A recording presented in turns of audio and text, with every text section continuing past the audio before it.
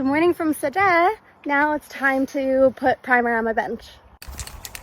So yesterday, when I was applying the rust converter, it said to use a thin coat, but my coat was definitely too thick and didn't dry for several hours. So I decided to leave the spray painting to the next day. I'm using an industrial metal primer, and I wanted to use a spray paint because I wanted to have an even coat, but that might have been a mistake because, as you can see, there is not a lot of surface area, and so most of the spray is just flying away in the wind. Oopsie.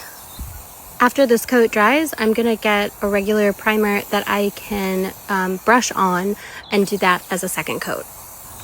Remember how I said in the last video that this bench is in memory of my bubby, my grandma Beverly? Well, I'm going to tell you a little bit about her, specifically about how she and my Papa Maury met.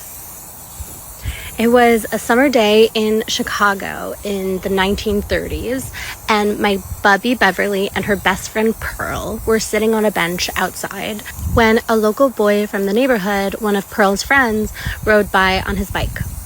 He asked the girls if they were going to a neighborhood party later that night, and they both responded yes, and he said, "You better save a dance for me." But my bubby couldn't tell who he was talking to. Was he talking to Pearl or was he talking to her?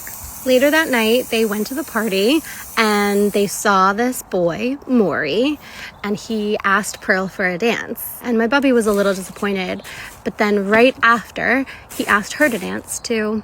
She told me that night she went home and slept on her balcony because it was so hot in the house, and she looked up at the stars and prayed that this boy would be her beshert, her soulmate.